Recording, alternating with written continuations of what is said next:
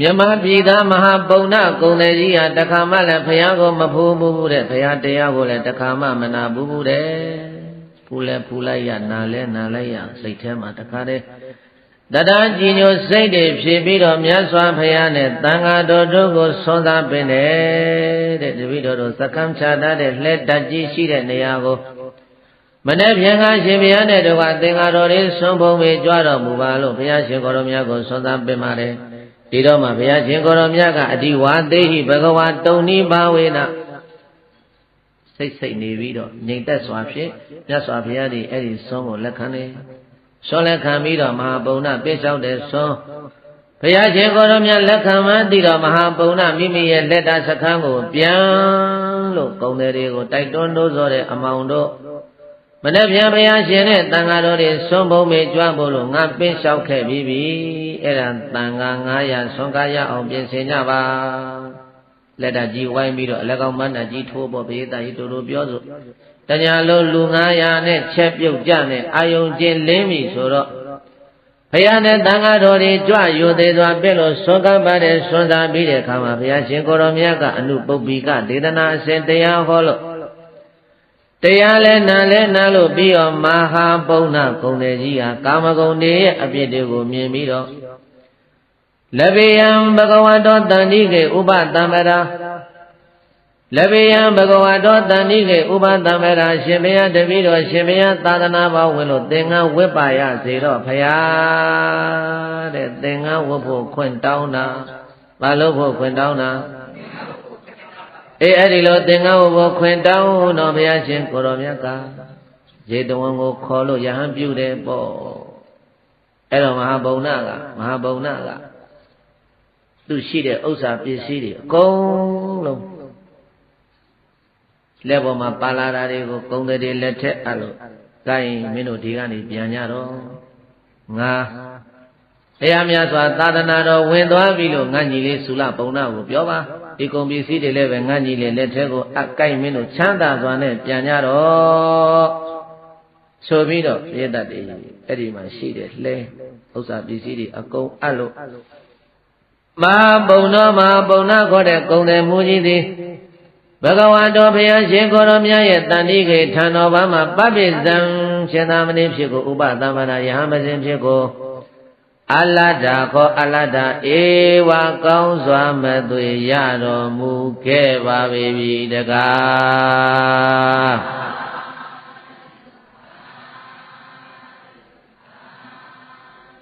သူလိုချင်တဲ့ယဟန်ဘဝကိုမြမပြည်သားယဟန်တစ်ပါးကလှလှကြီးရသွားပြီတဲ့မဟာပုံနာမထေကြီးယဟန်ပြုတ်ပြီးတဲ့နေ့ကစလို့ဘေသားရေဧကောဝုပကထောအပ္ပမတောအာတာပိပဟိတတောဝိဟရတိဧကောတယောက်သေးဝါတစ်ပါးတဲ့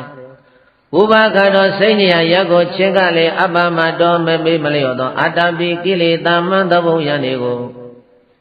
ပူပန်စေတခန်းချောင်းစေတတ်တဲ့လုံးလဝရိယရှိသည်ဖြစ်၍တတိမတတိတရားလက်ကင်ထားလျက်သမ္ပဒါနောပညာတရားလက်ကင်ထားလျက်ပဟိတတောနိဗ္ဗာန်ကိုစေလွတ်တဲ့စိတ်ရှိသည်ဖြစ်၍ဝိဟရတိစေတွန်ကြောက်လိုက်တော်ထဲမှာကမ္မထံတရားကိုကြိုးစားပွားများအားထုတ်၍တရင်သုံးနေတော်မူခဲ့ပါပြီတကား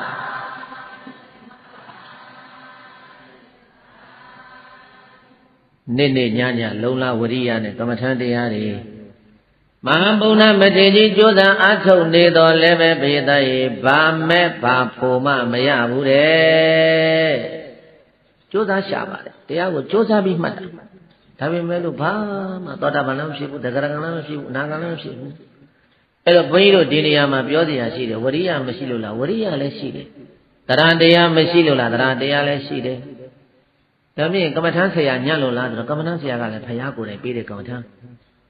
ဒါမြင့်ဘာဖြစ်လို့မဟာဗုဏ္ဏမထေကြီးတရားတူတရားမြတ်မရတာတော့ဆိုရင်ပြေးတတ်ရဲ့ပြောစရာတစ်ခုဒီမှာဖြစ်လာတယ်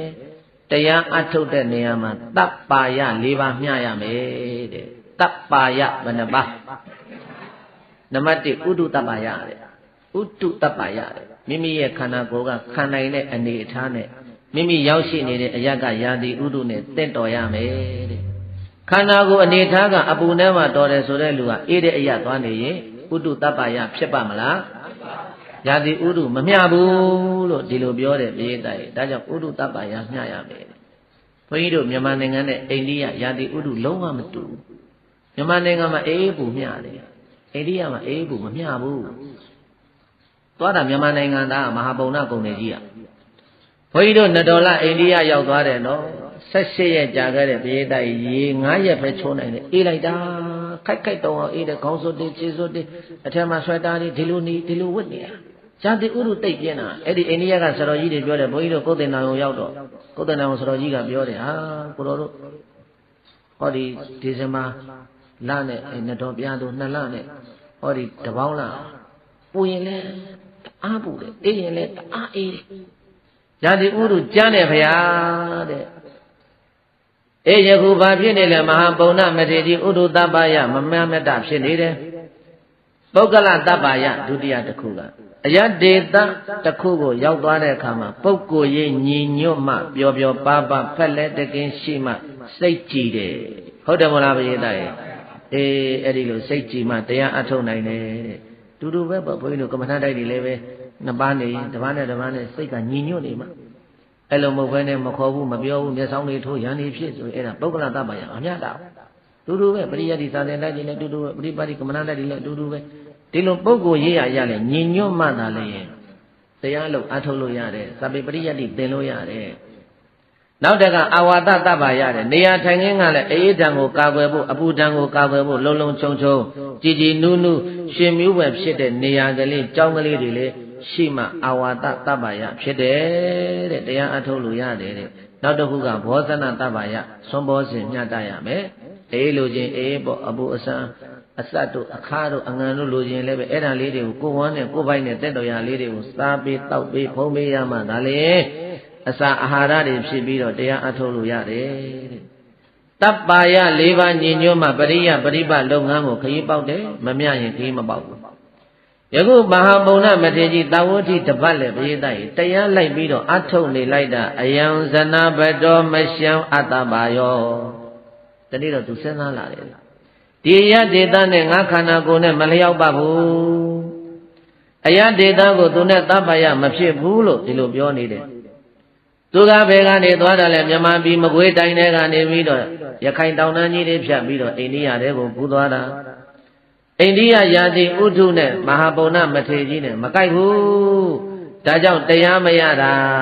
အဲ့ဒီတော့ငါယာတိတံကိုယာတိဥဒုတံကိုငါမခံနိုင်ဘူးအဲ့တော့ငါရွာပြန်မယ်တဲ့မဟာကာမဝါနိစ္စရွာကိုပြန်မယ်အဲ့ဒီအကျံမဟာဗုဒ္ဓမထေရမှာဖြစ်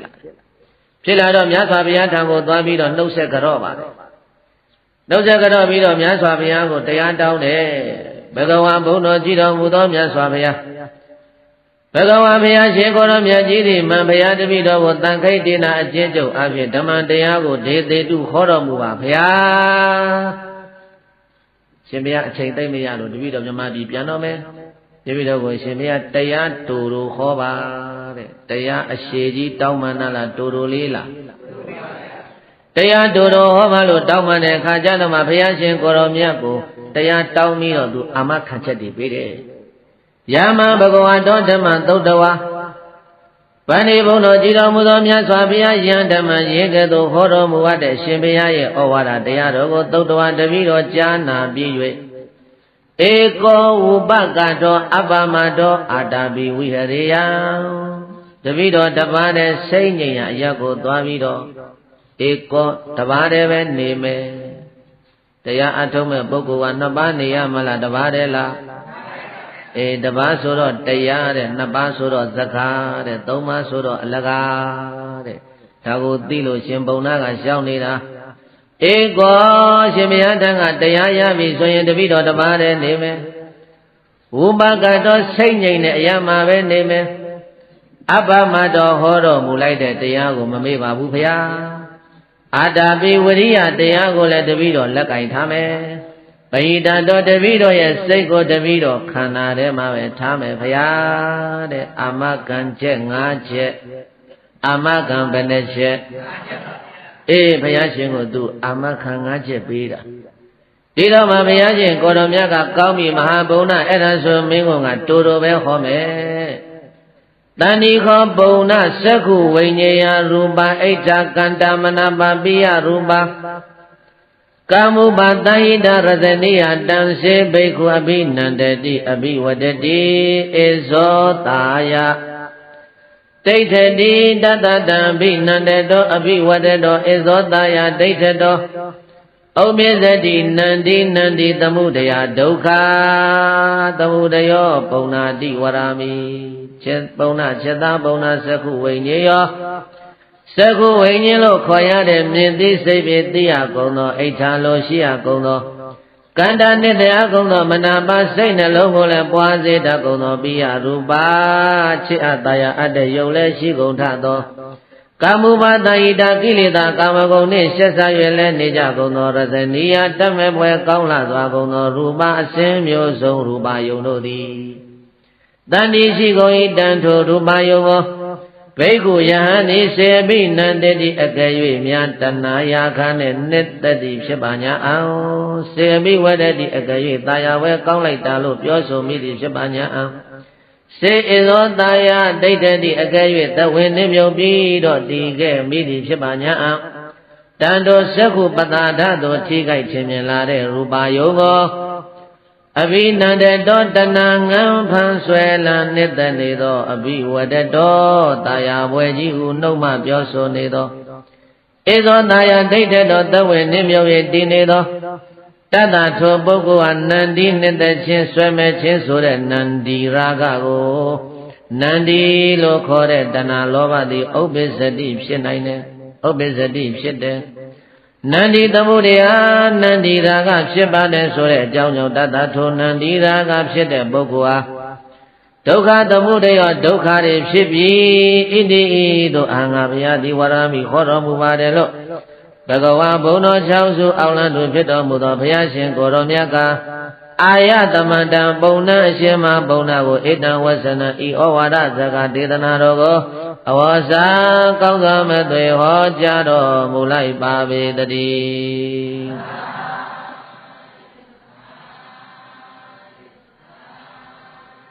အေးဘုရားရှင်ကိုရောမြတ်ကဘာဟောလိုက်တုံးဆိုရင်ချက်သားပုံနာတဲ့မင်းဘာကိုပဲမြင်စေကာလမှာမြင်တာကိုမြင်တယ်လို့မှားမြင်စေကာလမှာမြင်တာကိုဘာလို့မှားအေးမြင်တာကိုမြင်တယ်လို့မှားမြင်တာကိုမြင်တယ်လို့မမှတ်ဘူးဆိုရင်အဲ့ဒီပေါ်မှာตาရတဲ့တဏှာလောဘဝင်လာမယ်တဏှာလောဘဝင်လာပြီဆိုလို့ရှိရင်အဲ့ဒါမင်းဒုက္ခနယ်တဲ့ကဘယ်တော့မှမလွတ်တော့ဘူးလို့ဘုရားရှင်ကိုရောမြတ်ကပရိသတ်ရဲ့အဲ့ဒီမှာမဟာဗုဒ္ဓမထေရကြီးကိုတရားရှုမှတ်ပုံရှုမှတ်နည်းတယ်မပေးဘူးလားပရိသတ်အေးဒါကြောင့်ဘုရားပေးတဲ့တရားလိုက်ဆိုကြည်သမ်းမှာမျက်စိအာယုံဆုံးငါတွေ့တော့မြင်သိစိတ်ဓာပေါ်လာတယ်မြင်ရတာကိုသာယာကြတော့ရူပတဏှာဖြစ်လာတယ်ရရအာယုံကြုံရဘဝမှာရှေးကြပျော်မွေ့သူပဲကွယ်ဆင်းရဲအထွေထွေဖြစ်စေတတ်လို့တဏှာအငတ်ကိုဖြတ်ရမယ်မြင်တဲ့အခါမှာမြင်တယ်မှမှတဏှာအငတ်ကပြတ်ပါတယ်ဒါကြောင့်ရှုမှတ်ဖို့ရည်တတိပေးတိုက်တွန်းလို့ဆိုတယ်မျက်စိအာယုံဆုံးကတွေ့တော့မြင်သိစိတ်ဓာပေါ်လာတယ်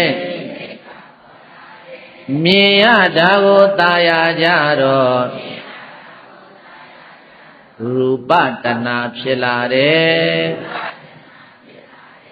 ရရအာယုံကြုံရဘဝမှာ ဖြေကြပျော်မွေ့သူပဲကွယ်ဆင်းရွယ်အထွေတွေဖြစ်စေတတ်လို့တဏှာအငတ်ကိုဖြတ်ရမယ်မြင်တဲ့အခါမှမြင်တယ်မှန်မှတဏှာအငတ်ကပြတ်ပါတယ်အဲ့ဒါကြောင့်ရှုမှတ်ဖို့ရည်တတိပေးတိုက်တွန်းလို့ဆိုတယ်အေးဘုရားရှင်ကိုရောမြတ်ကခြေသားတိပိကလည်းမင်းလျှောက်ပြီးတော့စဉ်းစားမနေနဲ့မြင်ရတာကိုမြင်တယ်လို့မှကြားတာကိုလည်းဘာကိုပဲကြားတဲ့ကာလမှာကြားတယ်လို့မှအဲ့ဒါတတိပဋ္ဌာန်တရားရှုပါအဲ့ဒီလိုဘုရားရှင်ကိုရောမြတ်ကမဟာဗုဒ္ဓမထေရကြီးကိုတရားဟောလို့ပြီးတော့မြတ်စွာဘုရားကမေးတယ်จิตตမဟာဗုဒ္ဓမင်းဘယ်ပြန်มาလဲအဓိပန္နေသုဏပရံဒောနမဇနဘရောတထဝိရိတမိတပိတော့ဖွာရာဌာနဖြစ်တဲ့မြန်မာပြည်မကွေးတိုင်းတွေကမဟာဂမဝါနိစ္စရွာကြီးကိုပဲတပိတော့ပြန်มาတော့မယ်မြတ်စွာဘုရားဒီတော့ဘုရားရှင်ကိုရောမြတ်ကမဟာပုံနာကိုပြောတယ်သန္တာခောပုံနာသုနာပရံတကမနုဿာဘုရုသာခောပုံနာသုနာပရံတကမနုဿာပုံနာခြေသားပုံနာသုနာပရံတကသုနံပရံတာတိုင်းနိုင်နေကုန်သောမနုဿာလူတို့သည်သန္တာကြံတမ်းကြလေကုန်၏ဘုရုသာယုံရင်ကြလေကုန်၏အဲ့ဒါဘုရားကသိတယ်မြမပြည်သာသနာမရောက်သေးဘူးသာသနာမရောက်သေးတော့ဘာဖြစ်လဲလူတွေသိကြမ်းနေတယ်ဇယိုက်ကြမ်းနေတယ်ဒါကြောင့်မဟာဗုဒ္ဓတဲ့မင်းပြန်သွားမယ်ဆိုရင်တဲ့မင်းမြို့မင်းအရဒေသကလူတွေကဇယိုက်တွေကသိကြမ်းတာกว่าတဲ့ဘုန်းကြီးရဟန်းတန်ခါဆိုတာတခါမှမမြင်ဘူး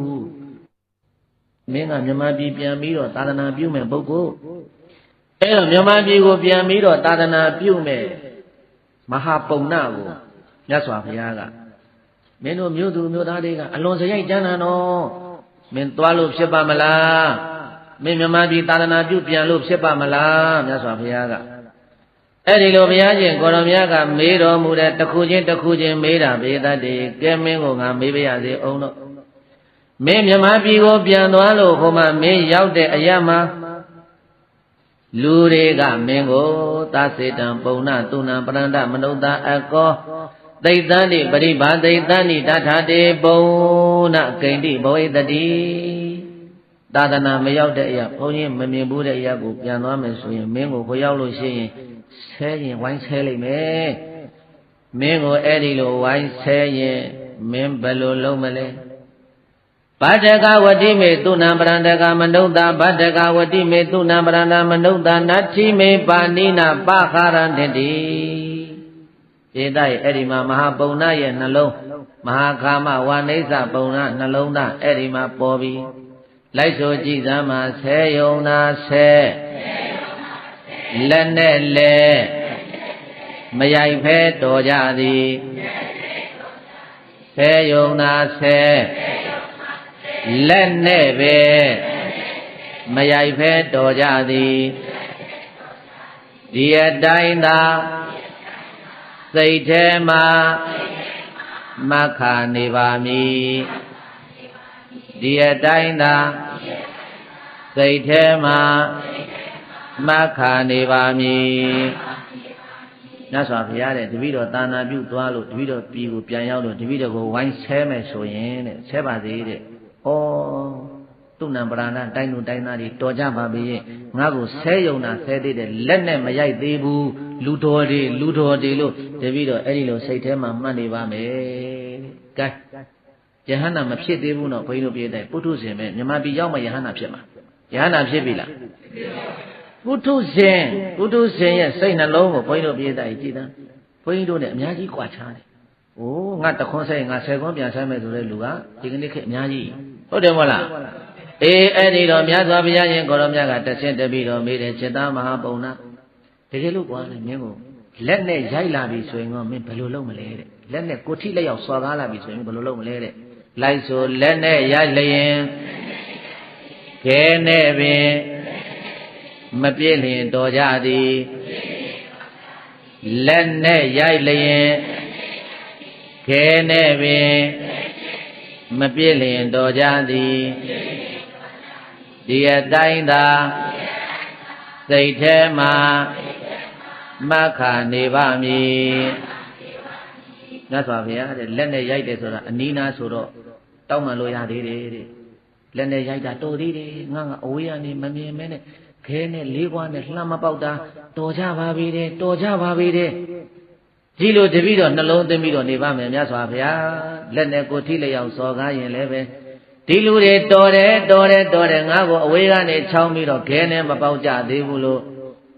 ကောင်းတဲ့ဘက်ကကြီးလှည့်ဖြစ်ပြီးတော့နှလုံးသွင်းသွားတာဒါကြောင့်မဟာကာမဝါနိစ္စနှလုံးသားဆိုတာဒါပြောနေတယ်သာသနာပြုလုပ်ငန်းကိုဆောင်ရွက်မဲ့ပုဂ္ဂိုလ်တွေကဒီမထေရကြီးရဲ့စိတ်ဓာတ်ကိုမွေးရမယ်တဲ့ခန္တီတရားဗတ္တရားလဲဒီတော်ဘုရားရှင်ကိုရောမြတ်ကဟဲ့မဟာဘုံနာတကယ်လို့မင်းကိုအဝေးကနေပြီးတော့ခဲနဲ့ဝိုင်းပေါက်ကြမယ်ဆိုရင်မင်းဘယ်လိုလုပ်မလဲဆိုကြည့်ပါခဲနဲ့ပေါက်လျင်ဒုံနဲ့ပင်မရိုက်လျင်တော်ကြသည်ခဲနဲ့ပေါက်လျင်ဒုံနဲ့ပင်မရိုက်လျင်တော်ကြသည်ဒီအတိုင်းသာစိတ်ထဲမှာမခနေပါမည်။အိုးရှင်ဘုရားတဲ့ခဲနဲ့ပေါက်ရင်လေတပည့်တော်တမျိုးတွေးအောင်မယ်တဲ့။အိုးတော်သေးတယ်ခဲနဲ့ပေါက်တာငါဝင်ပြီးတော့ဒုတ်တင်နဲ့ဝိုင်းမရိုက်တာပဲတော်သေးတယ်ဟဲ့ဒီလူတွေလူတော်တွေခဲနဲ့တင်အဝေးကလှမ်းပေါက်နိုင်တာငါအနီးနားလာပြီးတော့ဒုတ်တင်နဲ့ဝိုင်းမရိုက်တာတော်သေးတယ်လို့တပည့်တော်ဒီလိုလုံးသိမှမယ်ဗျာမြတ်စွာဘုရားကရှေ့တခါတက်ပြီးတော့ပုံနာရဲ့နှလုံးစိတ်ဝမ်းဘလောက်ငြိမ်းချမ်းတုံးခန္တီတရားဘလောက်ရှိတုံးဆိုတာကိုရှေ့တိုးပြီးတော့တခါထပ်မေးတယ်ဟဲ့ပုံနာတကယ်လို့ချက်သားကိုထုံးနဲ့ဝိုင်းရိုက်ကြပြီဆိုရင်ကောမင်းဘယ်လိုနှလုံးသွင်းမလဲမင်းဘယ်လိုလုပ်မလဲအဲ့ဒီချိန်ကြရင်ထွက်ပြေးမှာလားမပြေးဘူးသာသနာပြုလုပ်ငန်းဆောင်ရွက်တဲ့နေရာမှာဘယ်လိုပြေးလို့ရမလဲဗျာဒါဖြင့်မင်းဘယ်လိုပြောမလဲလိုက်ဆိုပြေးသားရဲ့ဒုံနဲ့ရိုက်လျင်ဓာနဲ့ပင်မထိုးလျင်တော်ကြသည်ဒုံနဲ့ရိုက်လျင်ဓာနဲ့ပင်မထိုးလျင်တော်ကြသည်ဒီအတိုင်းသာစိတ်ထဲမှာမခနေပါမည်။ဩဒုံနဲ့ရိုက်ရင်လည်းပဲတပည့်တော်နှလုံးသွင်းလိုက်မယ်ဗျာတဲ့တော်သေးတယ်ဒီလူတွေတော်ကြတယ်ငါဓာနဲ့မထိုးတာပဲတော်သေးဟဲ့ဓာနဲ့မထိုးတာပဲတော်သေးဟဲ့လို့တပည့်တော်နှလုံးသွင်းမှမယ်ဒီတော်ဘုရားရှင်ကိုရောမြတ်ကจิตသားမဟာဘုံနာတကယ်လို့မင်းကိုဓာနဲ့လာထိုးပြီးဆိုရင်ကောမင်းဘယ်လိုနှလုံးသွင်းမလဲလိုက်ဆိုပါဓာနဲ့ထိုးလျင်အသေးပင်မတတ်လျင်တော်ကြသည်ဓာနဲ့ထိုးလျင်အသေးပင်မတတ်လျင်တော်ကြသည်ဒီအတိုင်းသာစိတ်ထဲမှာမခနေပါမည်။ကိုရှင်ဗျာတဲ့ဓာနဲ့ထိုးရင်လည်းပဲတပည့်တော်ကနှလုံးသွင်းအောင်ပါပဲဓာနဲ့ထိုးနေထိုးသွားတာလက်မောင်းလေးထိသွားတာပေါင်လေးထိသွားတာငါအသေးမတတ်သွားတာတော်သေးဟဲ့ဒီလိုတပည့်တော်နှလုံးသွင်းပြန်မယ်ဗျာတဲ့ဒီတော်ဘုရားရှင်ကိုရောမြတ်ကနောက်ဆုံးမေးခွန်းကိုမေးတယ်ရှစ်သားမဟာဘုံနာမင်းကိုတကယ်လို့များအသေးတတ်ပြီးဆိုလျင်မင်းဘယ်လိုလုပ်မလဲဒီတော်မဟာဘုံနာကလျှောက်တဲ့ဘုံတော်ကြည်တော်မူသောမြတ်စွာဘုရားဗန္ဒီဘုံတော်ကြည်တော်မူသောမြတ်စွာဘုရားဘဂဝါတော်ဘုရားရှင်ကိုရောမြတ်ရဲ့သာသနေသာသနာတော်ထဲမှာကာယေစခန္ဓာကိုယ်၌၎င်းဇီဝိတေသအတ္တ၌၎င်းဧကေစေချိုးကုန်သောတာဝကတပည့်တာဝကတို့သည်အတ္တိယမာနညီငွေကြကုန်သည်ဖြစ်၍ဟာရယမာနယွန်ရှာကြကုန်သည်ဖြစ်၍ဇီကုသမာနဆက်စုပ်ယွန်ရှာကြကုန်သည်ဖြစ်၍တထာဟာရကံဒါလည်းနေကိုပတိယေသင်္တိရှာမိကြပါကုန်လေဗျာမြတ်စွာဘုရားလက်ထက်ကအတုပကမ္မထံတရားနာပြီးတော့ယဟန်900ကိုတတ်သိတယ်ဗျာတဲ့တပည့်တော်ဒါလည်းကြားဖို့တယ်တဲ့နောက်တကဝက်ကလိမထေကြီးတဲ့ကိုလေပင်တင်နှုံးသားနဲ့ဖြတ်ပြီးသေတယ်ဖေ။ဂေါတိကမထေကြီးကိုလေပင်တင်နှုံးသားနဲ့ဖြတ်ပြီးတော့သေတယ်ဖေ။သန္ဓမထေကိုလေပင်ကျိုးချီပြီးတော့သေတယ်ဖေ။အဲ့ဒီလိုခန္ဓာကိုယ်ကြီးကိုယုံမုံပြီးတော့ဓာတ်လက်နဲ့ရှာပြီးတော့ကိုတတ်သေးသွားတဲ့ပုဂ္ဂိုလ်ကြီးတွေရှိပါတယ်ဖေ။ အဲ့ဒီကိုတော်ကြီးတွေကမှဓာတ်တွေကြိုးတွေရှာရသေးတယ်ဒီလူတွေတော်ပါပေတယ်ငါဓာတ်မရှာရဘူးငါကိုအသေးတပေးသွားတယ်လို့တပည့်တော်အဲ့ဒီလိုနှလုံးသွင်းမှမယ်ဖရာကျေးဇူးတင်အောင်မယ်တဲ့ဘာဖြစ်အောင်မယ်တဲ့ဧဒါကြောင့်ဆိုအသေးတလျင်ကျေးဇူးပင်ထပ်တင်နေအောင်မည်အသေးတလျင်ကျေးဇူးပင်ထပ်တင်နေအောင်မည်ဒီအတိုင်းသာစိတ်ထဲမှာမခါနေပါမည်အဲ့ဒါဝါနိစ္စခါမနှလုံးသားဆိုတာအဲ့ဒါပဲပရိသတ်ကြီးအဲ့တော့သာသနာပြုလုပ်ငန်းဆောင်ရွက်ကြမယ်ပုဂ္ဂိုလ်တွေကမဟာပုံနာရဲ့နှလုံးသွင်းပုံမျိုးကိုနှလုံးသွင်းပြီးတော့သာသနာပြုလုပ်ငန်းတွေဆောင်ရွက်ပါဟုတ်လားပရိသတ်ကြီးဒီတော့မှမြတ်စွာဘုရားကိုအဲ့ဒီလိုရှောက်ထားတော်မှာဘုရားရှင်ကိုရောမြတ်ကသက္ခိတတိခောတွန်ပုံနာဣမိနာဓမ္မုပသမေနသမန္နာကတော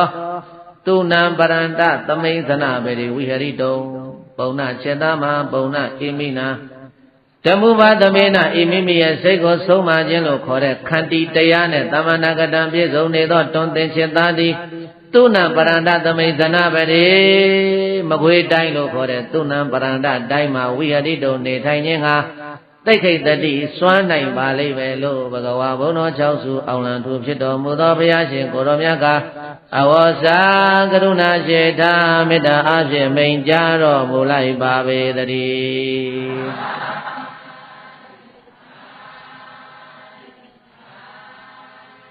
ဘုရားရှင်ကိုရောမြတ်ကအဘိဓကပြောကြလို့စေတမင်းသူနံပရန္တလို့ခေါ်တဲ့မကွေးတိုင်းကိုပြန်သွားရင်မင်းသာသနာပြုလုပ်ငန်းအောင်မြင်ပါလိမ့်မယ်မင်းကခန္တီတရားလက်ကင်ထားနိုင်တယ်လို့ဘုရားရှင်ကိုရောမြတ်မိန်တော်မူတော့မှဘုရားရှင်ကိုရောမြတ်ကိုရိုသေသွားလို့အချီမို့ရှေခိုးလို့အိန္ဒိယကနေရခိုင်တောင်တန်းကြီးကိုဖျားလို့ပြေးတတ်တယ်ပြန်ကြွလာတယ်မကွေးတိုင်းတွေကိုဘယ်တိုင်းနဲ့လဲအဖို့မပါဘူးနော်မဟာပုံနာမထေရကြီးပြန်ကြွလာတော့သူနံပရဏတိုင်းကိုပြန်ရောက်ပြီးတော့ဘေဒတရေတရားနှလုံးကျင့်သုံးလိုက်တာဝါဆိုကံဤရောက်လာတာတေနေဝအန္တရဝတ္တေထိုနှစ်ဝါတွင်မှာပင်လျင်အာယသမမဟာပုံသောအရှင်မပုံနာမထေရကြီးသည်တိတ်သောဝိဇ္ဇာပုဒ္ဓိအာလို့ခေါ်ဆိုအပ်တဲ့ဝိဇ္ဇာဉာဏ်သုံးပါးတို့ကိုသိစေကံဒီကောင်းစွာမသွေမျက်မှောက်ပြု၍အရဟတံကိလေသာအသောခွာလျောကုန်ခနဲ့ယဟနာဖြစ်သောပါပုနိကောင်းစွာမဲ့သွေရတော်မူရောက်တော်မူခဲ့ပါပြီတကာ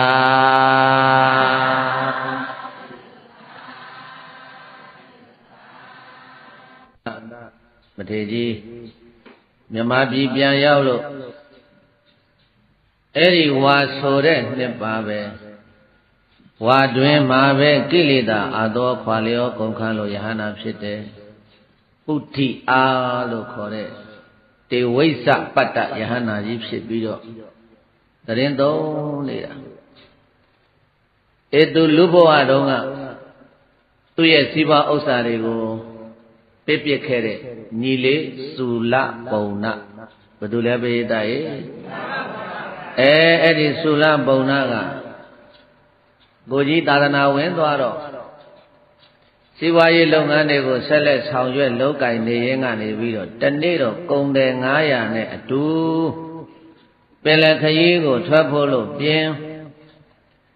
အဲ့ဒီလိုပြင်ဆင်နေတော့မှပဲအကိုကြီးဖြစ်တဲ့မဟာပုံနာယဟန္တာကြီးကိုအိမ်ပင့်လို့ဆွန့်ကတ်တယ်မဟာပုံနာယဟန္တာကြီးကိုအိမ်ပင့်လို့ဆွန့်ကတ်လို့ပြီးတဲ့အခါကျတော့တရဏဂုံဆောက်တည်ပြီးတဲ့အခါကျတော့5ပါးသီလခံယူ5ပါးသီလခံယူလို့ပြီးတဲ့အခါကျတော့မဟာပုံနာ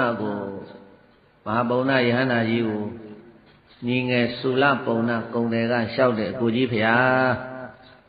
တပည့်တော်တို့သွားရမယ့်ခရီးကပင်လယ်ခရီးကြီးဆိုတော့ဘေးအန္တရာယ်တွေအလွန်များပါတယ်တပည့်တော်တို့ပင်လယ်ထဲမှာအကြောင်းတစုံတရာဖြစ်ပေါ်လာလို့ဘေးအန္တရာယ်တစ်ခုခုတပည့်တော်များတွေ့ကြုံလာတဲ့အခါမှာကိုကြီးပြစ်မထားပါနဲ့ညီလေးနဲ့တကောကကုန်တယ်900ကိုကိုကြီးစောက်ရှောက်တော်မူပါဗျာလို့ဆိုပြီးတော့အဲ့ဒီလို အကိုကြီးဖြစ်တဲ့မဟာဗုဏ္ဏယဟန္တာကြီးကိုလျှောက်ထားတောင်းပန်ပြီးတော့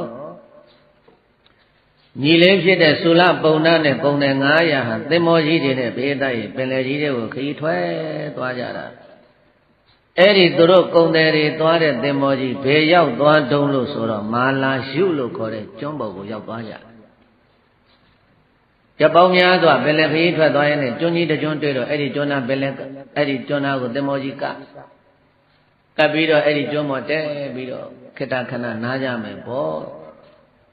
အဲ့ဒီကျွန်းကြီးနာမည်ကမာလာယုကျွန်းနဲ့အဲ့ဒီမာလာယုကျွန်းပေါ်ရောက်တော့ထမင်းချက်စားမယ်ဟေးထမင်းချက်စားမယ်ဟေးစပူမှုထမင်းချက်ဆိုပညာကွာဆိုပြီးတော့ကျွန်းပေါ်အကုန်လုံးဆန်နေပါလေအိုးတွေတဲချပြီးတော့ထမင်းချက်ဖို့လို့ထင်းလိုက်ရှာလာထင်းလိုက်ရှာရင်ထင်းလိုက်ရသစ်ပင်တွေတွေ့တော့အဲ့ဒီသစ်ပင်တွေခုတ်6နေတာပင်တွေကအဲ့ဒီပင်တွေခုတ်ပြီးတော့အဲ့ဒီမှာတခါတည်းမီးထဲတော့ခုတ်ထဲကသစ်ပင်ကမွေးနေတာအမွေးနဲ့နှက်လာတွေထွက်လာမီးရှို့လိုက်တော့ပုံမွေးရအဲ့ဒါနဲ့တတော်လုံးလျှောက်ကြည့်တော့ဒီပင်တွေကြီးဖြစ်နေတယ်အဲ့ဒါဘာပင်တွေတုံးဆိုရင်စန္ဒကူနတာပင်တွေတဲ့စန္ဒကူနတ်တာပင်တွေဟာအဲ့ဒီတော့မှမဟာသုလပုံနာကုံတယ်ကပြောတယ်ဟေးကောင်းလေးဒီပင်တွေကစန္ဒကူနတာပင်တွေစန္ဒကူနတ်တာဆိုတာအလွန်တရာတန်ဖိုးရှိတယ်စန္ဒကူနတာဟာအလွန်တရာတန်ဖိုးရှိတယ်အိန္ဒိယမှာသန္တကုနတာဆိုတာပြေးတိုင်းနတ်တဖြူကိုခေါ်တာပါပဲဘုန်းကြီးတို့အိန္ဒိယရောက်တော့နတ်တဖြူပတိမရှိဘူးလားနတ်တဖြူပတိဒီလိုမေးတယ်မသိဘူးနတ်တဖြူဆိုတာသန္တကုလို့မေးမှသိတာသူတို့ကသန္တကုဆိုတာနတ်တဖြူပဲနတ်တဖြူကသိတ္တမိုးကြီးတာပဲဟိုးဘုရားလက်ထက်တည်းကနတ်တဖြူကသိတ္တမိုးကြီးတာခုလည်းပဲနတ်တဖြူကတမိုးတက်နေတာ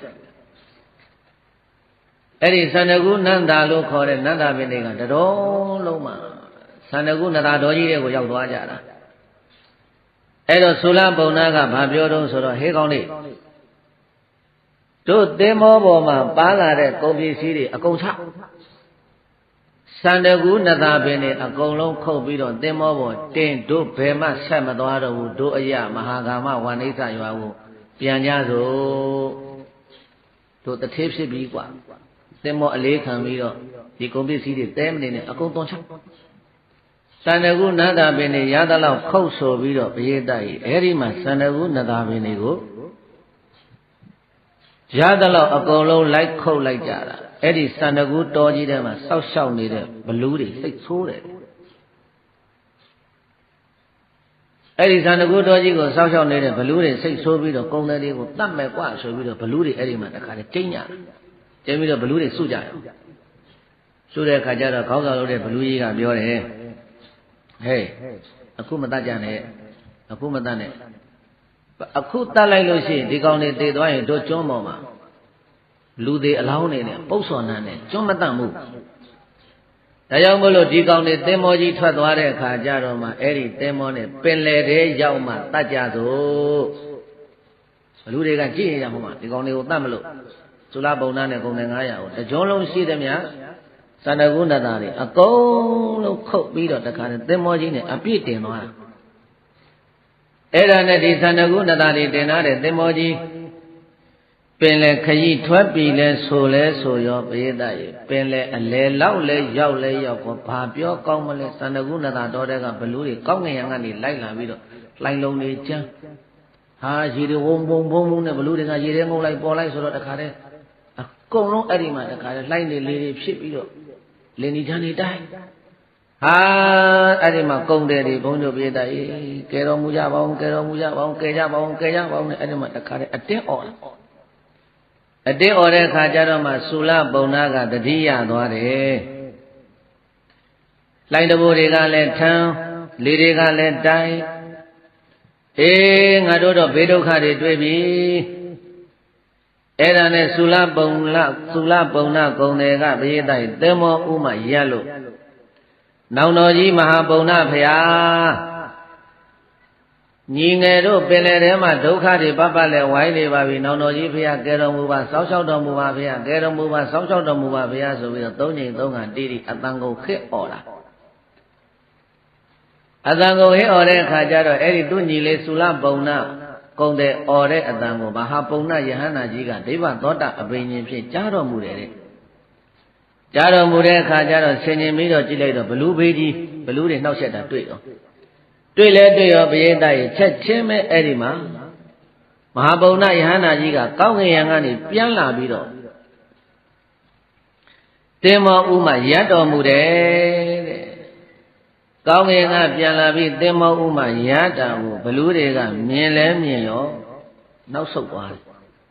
ဘလူးတွေထားတဲ့လှိုင်းတဘိုးတွေဘလူးတွေပြုလုပ်ဆောင်ရွက်ထားတဲ့လေချမ်းတွေကိုမဟာပုံနာမထေရကြီးကယဟန္တာကြီးကတကိုးတော်နဲ့အကုန်လုံးငြိမ့်မလိုက်တယ်ငြိမ့်မလိုက်တော့မှအဲ့ဒီမှာဘလူးတွေအကုန်လုံးထွက်ပြေးသွားကြတာဟာဘုရားသားတော်ယဟန္တာတစ်ပါးကြွလာတယ်ငါတို့တောင်းညံ့တယ်လို့ဖြစ်ဘူးဆိုပြီးတော့အကုန်လုံးထွက်ပြေးသွားကြတာအကုန်လုံးလိုင်းနေတဘိုးတွေအကုန်လုံးငြိမ်သက်သွားပြီးတော့ပင်လယ်ပြင်ဟာပဂတိတည်ငြိမ်သွားပြီလို့ဆိုတဲ့အခါကြတော့မှသင်္မောဥကနေပြီးတော့ရပ်နေတဲ့မဟာပုံနာမထေရကြီးက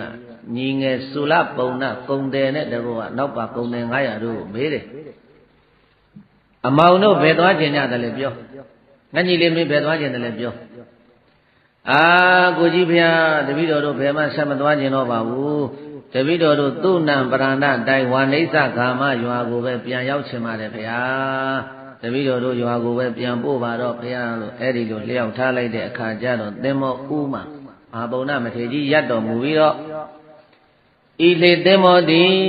ကုံတယ်များအလိုရှိရာအရတ်တို့ဘေးအန္တရာယ်ကင်းရှင်းစွာနဲ့ရောက်စေတည်းလို့အဲ့ဒီလိုဒိဋ္ဌံပြီးတော့စေလွတ်လိုက်တာဧသာယေသုလပုံနာဥဆောင်တဲ့ကုံတယ်900ဟာဘေးမတိရမခပဲနဲ့ဝါနိစ္စဂါမရွာကြီးကိုပြန်ရောက်လာကြပါတယ်ဝါနိဒကာမရွာကြီးကိုပြန်ရောက်လာပြီးတော့ကုံတယ်တွေပြန်လာတဲ့အခါကျတော့ပုံပစ္စည်းတွေမပါဘဲနဲ့နဂါတွေကြီးပဲပါလာတာသန္တကုနဂါတွေကြီးပါလာတာအကုန်လုံးတဲချဘယ်လိုဖြစ်လာတာလဲကုံကုသရောက်မှုသွားတော့ကုံတွေပါမလာဘဲနဲ့နတ်သားတွေပါလာတာပြန်ပြောပြတဲ့ကုံတယ်တွေကတို့ပင်လေတဲ့ဒီလိုဖြစ်လို့မာလာယုကျွန်းကိုရောက်သွားတာ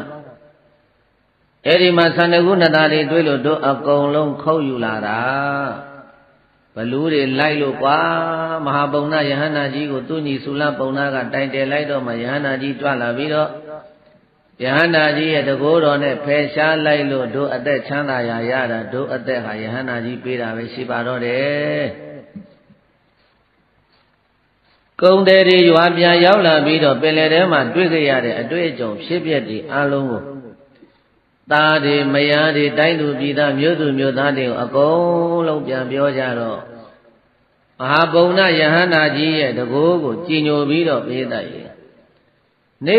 တိုင်းအဲ့ဒီမှာတခါတည်းလူတွေကသွားပြီးတော့ပူဇော်ကြဆွမ်းနေခဲဝရီနဲ့ပူဇော်ကြအဲ့ဒီလိုပူဇော်ယုံနဲ့အာမရဘဲနဲ့သုလပုံနာနဲ့ကုံတယ်တွေကတိုင်ပင်ကြတယ်ဟေးယဟန္တာကြီးကျေးဇူးကြောင့်တို့ဘေးမတိယမခပဲနဲ့သန္တကုဏတာများရရှိလာခဲ့တာအဲ့တော့တို့ဒီသန္တကုဏတာတွေကိုဝေချမ်းတဲ့အခါမှာအစုတွေပုံတဲ့အခါမှာယဟန္တာကြီးအတွက်လည်းတစုပုံကြစို့ဆိုပြီးတော့သူတို့ဝေစုခွဲတဲ့အခါမှာ900နဲ့တပုံပုံတယ်900ကသူတို့ကုံတယ်တွေယူတယ်တပုံကသုလမဟာပုံနာယဟန္တာကြီးအတွက်တပုံပုံနာတယ်တစုပေါ့အဲ့ဒီတစုကိုပုံနာပြီးတော့ယဟန္တာကြီးကိုလှူတယ်လူတဲ့အခါကျတော့မယန္နာကြီးကသန္တကုဏတာတွေအလူခံပြီးတော့မေးတယ်တကားတို့မင်းတို့ဟာငါရဲ့ဆရာဖြစ်တော်မူတဲ့မြတ်စွာဘုရားကိုဖိုးမြင်ဘူးကြသလားမြင်ဘူးသလားမင်းတို့မမြင်ဘူးပါဘူးဗျာဒါမြင်လို့ရှိရင်မြတ်စွာဘုရားကိုရည်မှန်းပြီးတော့ငါဖို့လို့လှူထားတဲ့ဟောဒီသန္တကုဏတာတို့ကိုကြောင်းကြီးတစ်ဆောင်ဆောက်ပါတဲ့သန္တကုဏတာတွေနဲ့မလုပ်ခိုင်းလေသန္တကုဏတာတွေနဲ့မြတ်စွာဘုရားတည်င်းသုံးဖို့လို့ကြောင်းကြီးဆောက်ပါမင်းတို့ကြောင်းဆောက်လို့ပြီးတဲ့နေ့ကျရင်အဲ့ဒီကြောင်းပေါ်မှာတည်င်းသုံးဖို့လို့မြတ်စွာဘုရားကငါသွားပင့်ပေးမယ်မင်းတို့မြတ်စွာဘုရားကိုဖူးမြော်ခွင့်ရလိမ့်မယ်အဲ့ဒီလိုအာမဘန္ဒီခံမိန်တော်မူပြီးတော့မှတခါတည်းလဲဘာပြောကောင်းမလဲဘုရားရဲ့အာရဝန္တာနဲ့တို့မဟာဘုံနာမထေရကြီးတော်မှာဒီလောက်တကိုးကြီးနေရင်မဟာဘုံနာမထေရကြီးရဲ့ဆရာမြတ်စွာဘုရားတဲ့ဟိုအိန္ဒိယမှာတို့မကွေးတိုင်းကိုကြွတော်မူလိမ့်မယ် အခုခေတ်မကွေးတိုင်းခေါ်တာပဲရှေ့ကသူ့နံပရဏတိုင်းဆိုတာအဲ့ဒါနဲ့ဝမ်းမြောက်ဝမ်းသာနဲ့ဘေးသားကြီးတို့ပြောဆိုပေါ့ဗျာအဲ့ဒီမှာတခါတည်းရွာလုံးကျွတ်အကုန်လုံးလှုပ်အားပေးပြီးတော့ဆောက်လိုက်ကြတာစံတကူနန္တာကျောင်းတော်တဲ့ကျောင်းတော်ကြီးပြီးသွားရောကျောင်းတော်ကြီးပြီးတဲ့အခါကျတော့အဲ့ဒီမှာမြတ်စွာဘုရားရှင်ကိုပင့်ပြီးတော့ဒီကျောင်းတော်ကြီးရေထဲချပွဲလှူဒန်းဖို့အတွက်ကိုမဟာဗုဒ္ဓယန္တာကြီးကိုသွားကြောက်တယ်ရှင်ဘုရားမဟာဗုဒ္ဓကျောင်းတော်ကြီးပြီးပါပြီဘုရားရှင်ဘုရားဂတိအတိုင်းမြတ်စွာဘုရားကိုပင့်မေးမယ်ဆိုတာသွားရောက်ပြီးတော့ပင့်ဆောင်တော်မူပါတော့လားဘုရားလို့အဝဆုံးရွှေနေတော်ကြအောင်လျောက်ထားကြလေကုန်ပြီတကား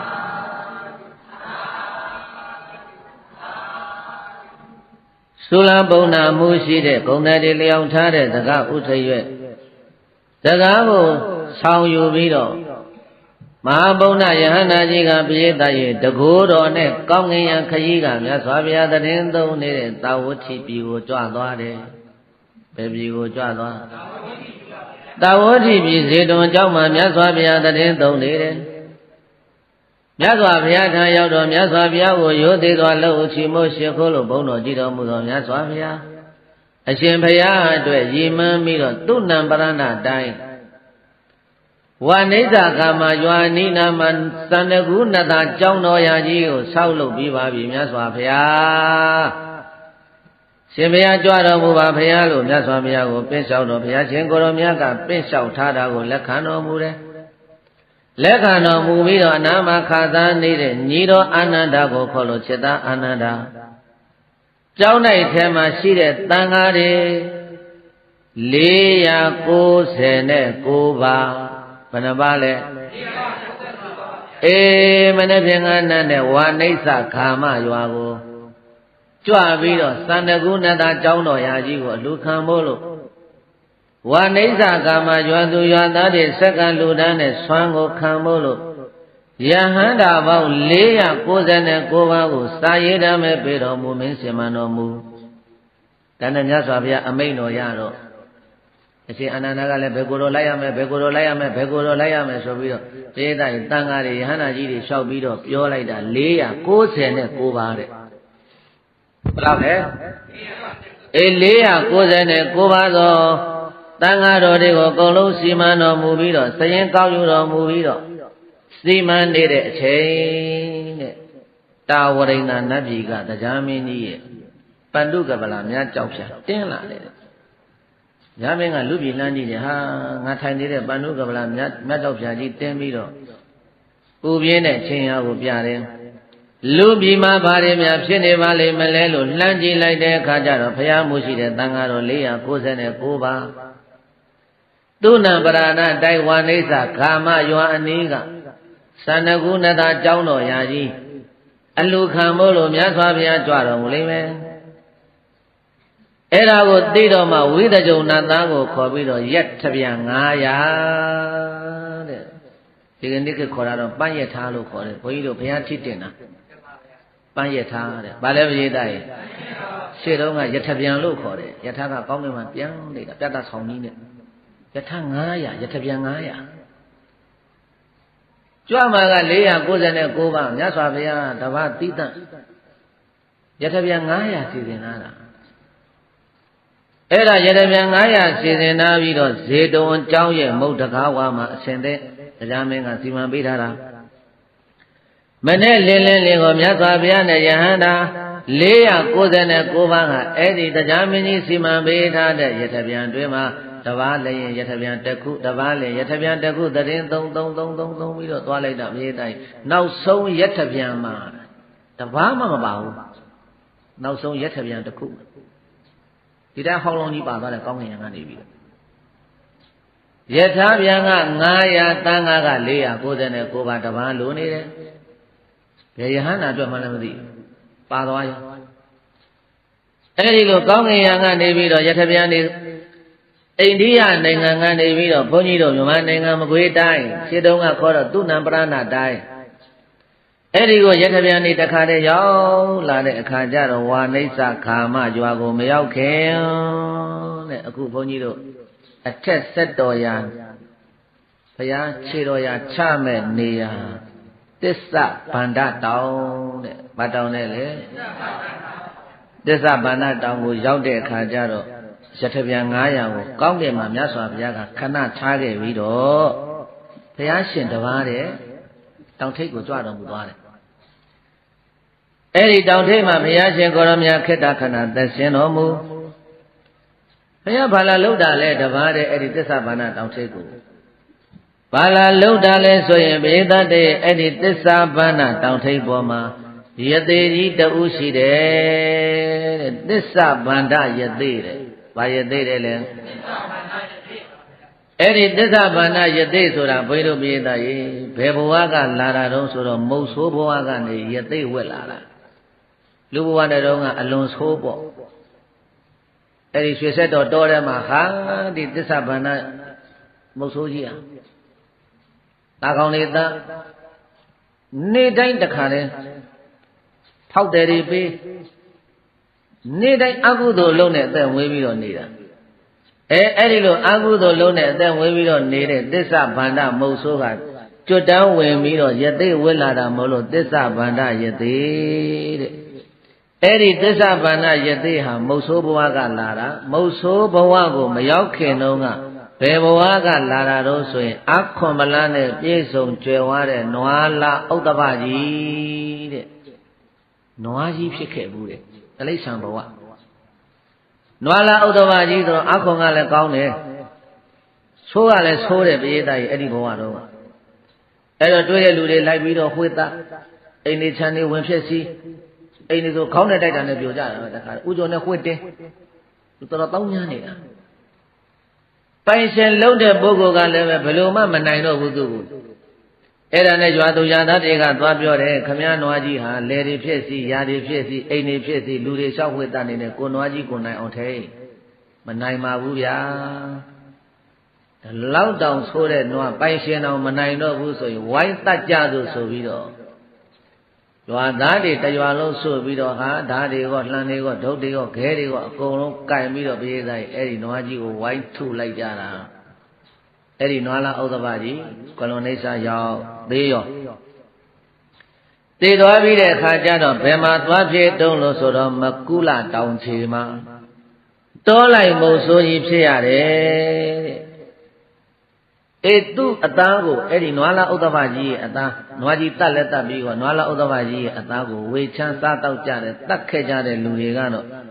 ဘာလာဖြစ်ကြတုံးလို့ဆိုတဲ့အခါကျတော့အဲ့ဒီမကုလတောထဲမှာမကုလတောင်ကြီးရဲ့တောထဲမှာသာသမင်ကြီးငယ်ဆိုင်ဆတိရစ္ဆာန်တွေအကုန်လာဖြစ်ကြလက်စားပြန်ချေတာနွားလာဥဒ္ဒပကြီးကမုတ်ဆိုးဖြစ်နွားလာဥဒ္ဒပကြီးကိုတတ်ပြီးတော့စားခဲ့တဲ့ရွာသူရွာသားတွေကအဲ့ဒီမကုလတောင်ကြီးမှာသမင်တွေလာဖြစ်ကြတရေတွေလာဖြစ်ကြမနဲ့မိုးလင်းလာတဲ့အဲ့ဒီမုတ်ဆိုးကြီးကလေးနဲ့မြားနဲ့ဆွဲပြီးတော့ပြစ်တာပဲတတ်တာပဲစားတာပဲပူတာတွေဖောက်တဲ့ပေးဈေးရောက်သူဒီလိုလုံနေတာပြေးတတ်တယ်ဖောက်တယ်ကနဲ့တနေ့ကိုဘယ်လောက်ရှိတယ်69ယောက်ရှိတယ်လာပြီးတော့ဖောက်တယ်လာယူနေတာဒီတောထဲကအသားတွေကိုဒီမုတ်ဆိုးကြီးတော့အကုသိုလ်တွေများနေပြီဒီမုတ်ဆိုးကြီးတော့အကုသိုလ်တွေများနေပြီအဲ့ဒီတော့ဒီမုတ်ဆိုးကြီးအကုသိုလ်ကလွတ်ကင်းရအောင်လို့တရားမင်းကြီးကသူ့ကိုယ်သူမုတ်ဆိုးရောင်ဖန်ဆင်းပြီးတော့ဧတတ်တွေအဲ့ဒီမှာဆင်းလာတယ်တရားမင်းဘာရောင်ဖန်ဆင်းလာတာလဲမုတ်ဆိုးရောင်ဖန်ဆင်းပြီးတော့လေးတွေများတွေတိုင်ပြီးတော့တရားမင်းကြီးကဆင်းလာတဲ့အခါကျတော့ဒီကမုတ်ဆိုးကြီးကလည်းပဲတော်လိုက်မလို့အထွက်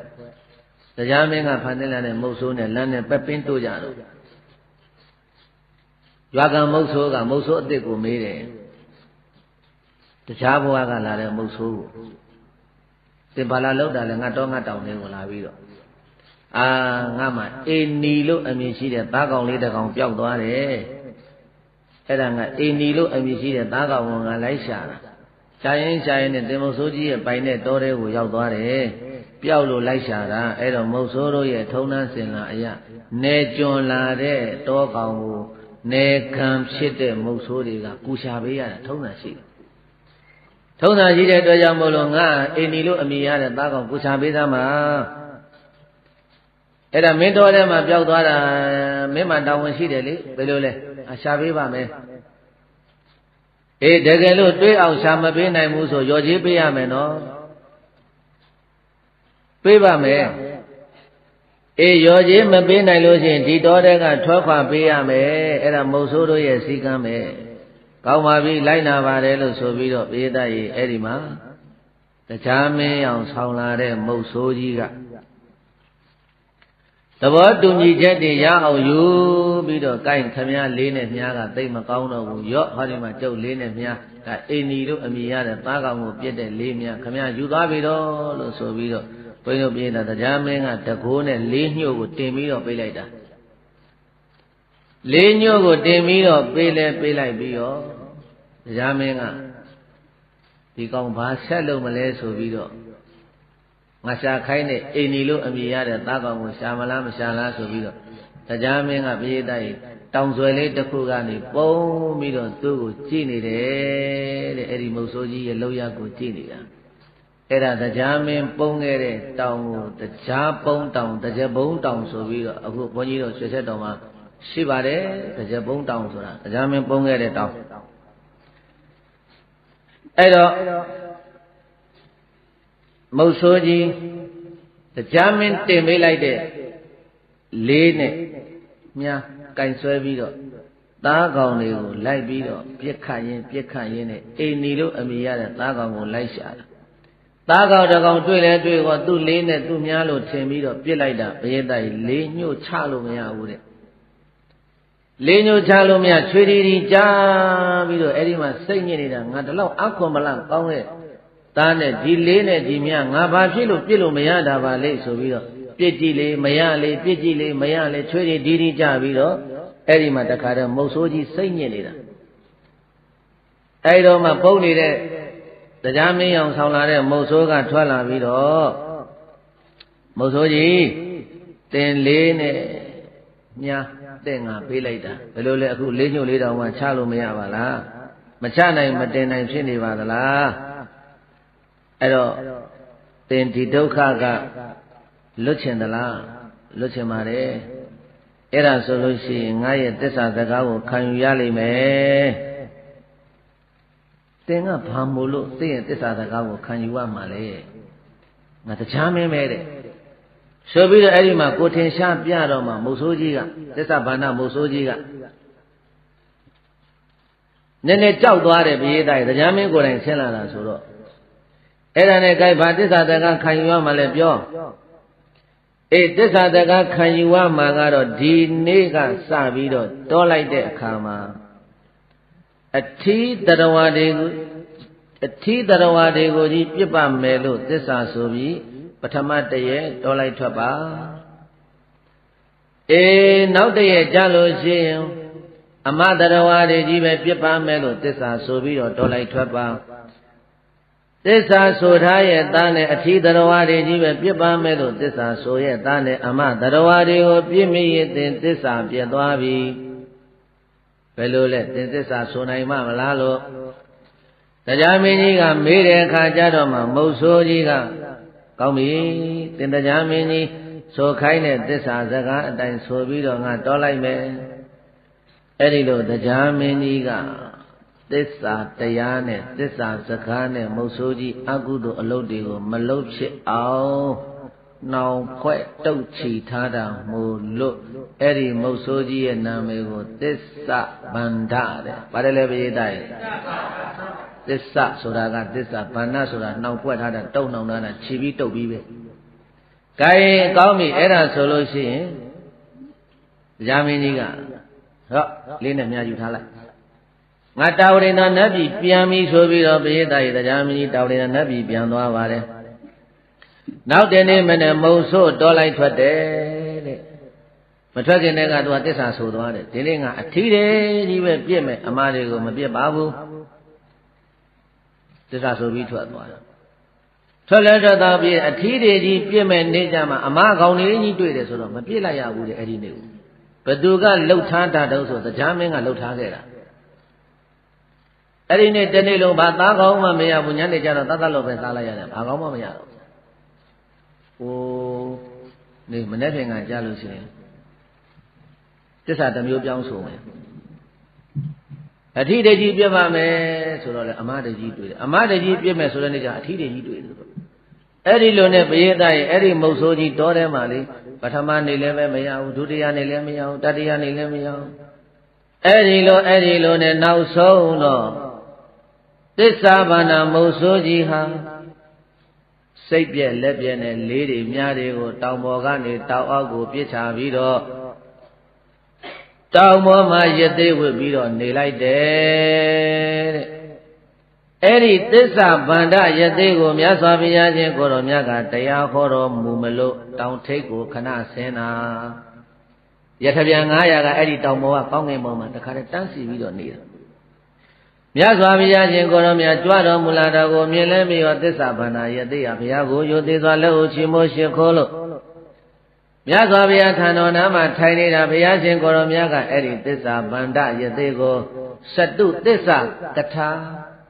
ဒုက္ခကဒီလိုဟဲ့သမုဒိယကဒီလိုဟဲ့និရောဓကဒီလိုဟဲ့မက္ခကဒီလိုဟဲ့နဲ့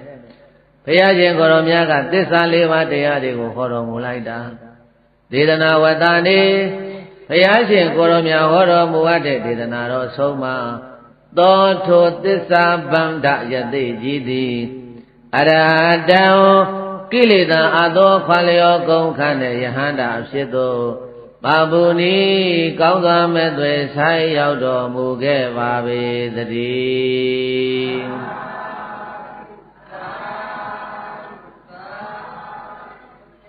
သစ္စာဗန္ဒယသိကြီးသည်ဘုရားတရားတော်နာလို့အဆုံးမှာယဟန္တာဖြစ်သွားတယ်။ဘာဖြစ်သွားမြတ်စွာဘုရားကအေဟိဘိက္ခုจิตသားကြံငါရှိလာခဲ့စမ်းလို့လက်မောင်းဆန့်တမ်းပြီးတော့ခေါ်လိုက်တဲ့တပြိုင်နက်တည်းခန္ဓာကိုယ်မှာဝေထားတဲ့ယသိအဝတ်တွေအကုန်ပြောင်းခေါင်းကသရုံးကြီးထုံလာတာယသိကြီးအဲ့ဒီသမ်းမင်းတွေကလည်းအကုန်လုံးရိပ်ပြီးတပိတ်ပေခရာလွယ်လို့ဝါ60ရတဲ့မထေကြီးလို့တဲ့သစ္စာဗန္ဒမုတ်ဆိုးတစ်ဖြစ်လဲသစ္စာဗန္ဒယသိကြီးဟာသစ္စာဗန္ဒယဟန္တာတဆူဖြစ်တော်မူသွားတယ်ဒီတော့မှဘုရားရှင်ကိုရောမြတ်ကနောက်ဆုံးကနေလွတ်နေတဲ့ယထပြန်ပေါ်မှာသစ္စာဗန္ဒယဟန္တာကြီးကိုခေါ်တင်ပြီးတော့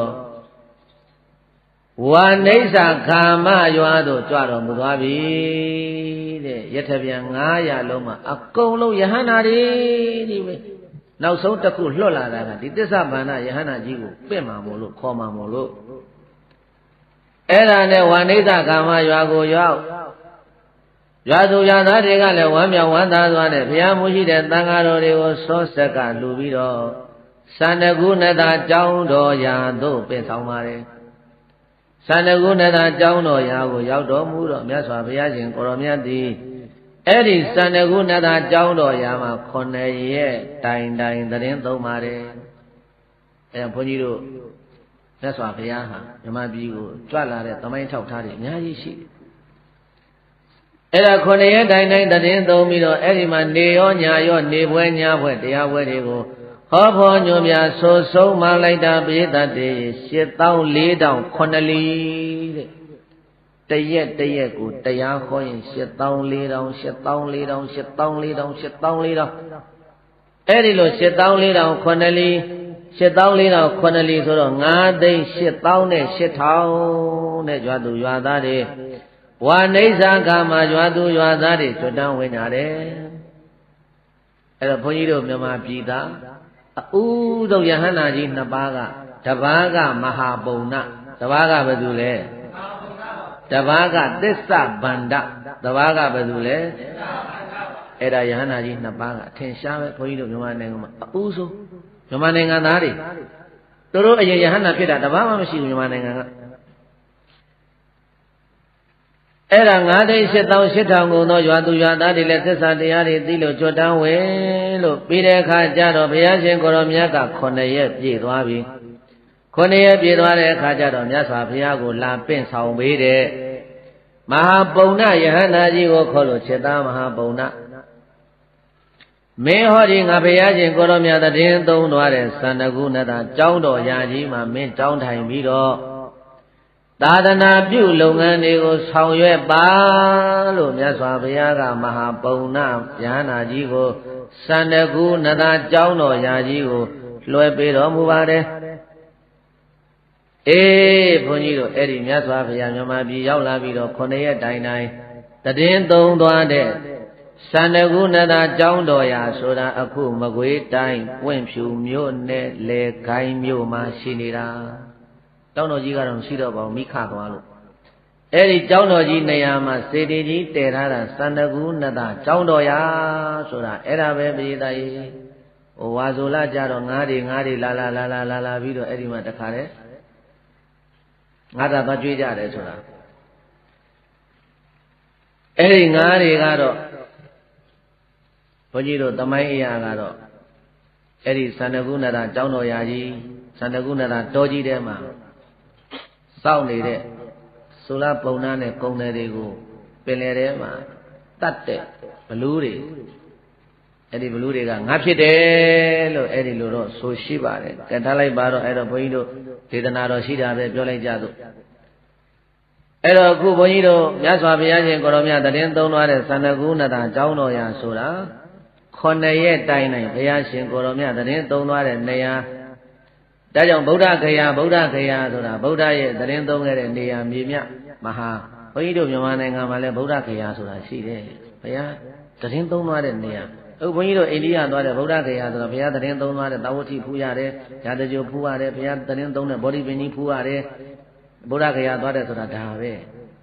အဲ့တော့ဘုန်းကြီးတို့မြန်မာနိုင်ငံမှာလည်းပဲဗုဒ္ဓဂယာဟာရှိပါတယ်ဓမ္မတော်ဆိုရင်အဲ့ဒီခုနတော့ကဘုန်းကြီးပြောခဲ့တဲ့စန္ဒကုဏတာကျောင်းတော်ရာကြီး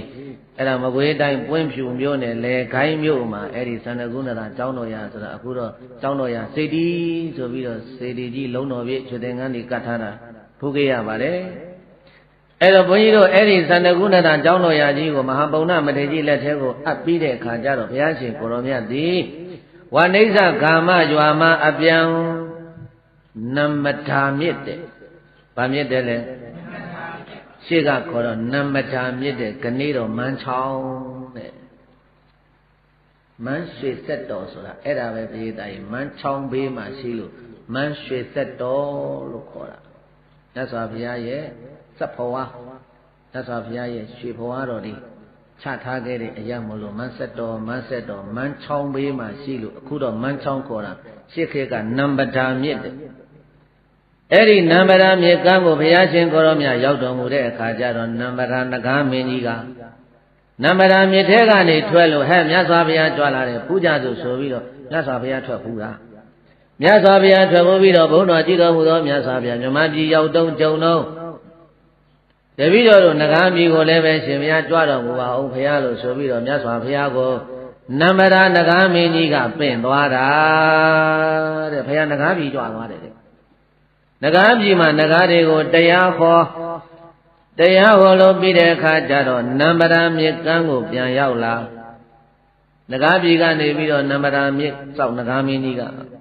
မြတ်စွာဘုရားကိုမြစ်ကမ်းချိပြန်ပို့ပေးတယ်ပြန်ပို့ပြီးတဲ့အခါကျတော့အဲ့ဒီမြစ်ကမ်းနှစ်ဖူးမှာမြတ်စွာဘုရားကိုရိုသေသွားလက်ဥချီမိုးရှိခိုးပြီးတော့မြတ်စွာဘုရားတပည့်တော်တို့ရှင်ဘုရားနောက်လဲတပည့်တော်တို့မြမပြည်ကြွမှာမဟုတ်တော့ဘူးအဲ့တော့ရှင်ဘုရားကြွတော့ကြုံတော့တပည့်တော်တို့ရှင်ဘုရားကိုစားကိုးကွယ်ဖို့လို့တပည့်တော်တို့ကိုတခုခုပေးသနာတော်မူခဲ့ပါမြတ်စွာဘုရားလို့ဘုရားရှင်ကိုရောမြတ်ကိုလျောက်ထားတဲ့အခါကျတော့မှဘုရားရှင်ကိုရောမြတ်ကဘေးသက်တွေအဲ့ဒီမှာခြေတော်ရာတဆူပေးသနာတော်မူခဲ့တယ်အဲ့ဒါအောက်ဆက်တော်ရာတဲ့အဲ့ဒါဘာဆက်တော်ရာအေးဒါကြောင့်မို့လို့နံပံပါပုနိတဝနာနာဂရာဇေနယာစီတောဓာစေတိပါရာစေတိယံတိရေတတတပူဇာတုံနံမတံဝါနေဆာမှာကြွခဲ့ကွန်လီသဝွန်ချီသောဇေယောမောင်နံတောင်ကပယံဝဲတောင်မှရှေဖူးရွှင်ပြောမြူလိုရှေဥပံပံပူဇော်ခံလျက်နံမရာဥမျက်နှာဖူးသောပါပုနိတဝါနာစခန်းကိုထောင်မြတ်စွာဘုရားရှင်ကိုရောမြတ်ရောက်တော်မူခဲ့၍ နာဂရာဇေနာတကုကြည်ညာဖြိုးဝေဖြာလျက်တေသာထံပြင်းနမရနဂမင်းကြီးသည်ရာစီတော်နောင်လာနောင်သားတရာပွားဖို့နောင်လာနောင်သားတရာပွားဖို့ဖယားမြတ်ထံကြောင်းခံလျက်တောင်းမအပ်သည်ဖြစ်၍တတ္တထိုကြည်စွာတန့်ရှင်းမြင်မင်းအနဝနမရာဤတီရေဝေဖန်ပိုင်းခြားရေကံအနာ၌အတ္တသာထိုဖြူစွာတရာစေရနာနှင့်ဝေပြတန်ရှင်းနမရာနဂမင်းအား၎င်းအင်းကြီးသင်္သာဘုံသုံးရသူနတ်လူမြမတပါးသောတတ္တဝါတို့အား၎င်းပူဇာတုံကျက်ရှာစီမိတတိမုံဆွမ်းနတာပန်းတို့ဖြင့်ပူဇာတုံကျက်ရှာတိတိစီမိတတိမုံဆွမ်းနတာပန်းတို့ဖြင့်လူရန်ရည်မြော်ပူဇော်ကြီးညိုစိတ်သောငါယံဟိတံပါဒစေတိယံအကျင့်တရားရှိခွဲပန်းစံကျဲဆုံးစွာအောက်ခြေတော်ရာစေတီတော်မြတ်ကိုတတေတိပူဇော်ကိုယ်ွယ်တကိုကျွဲအောင်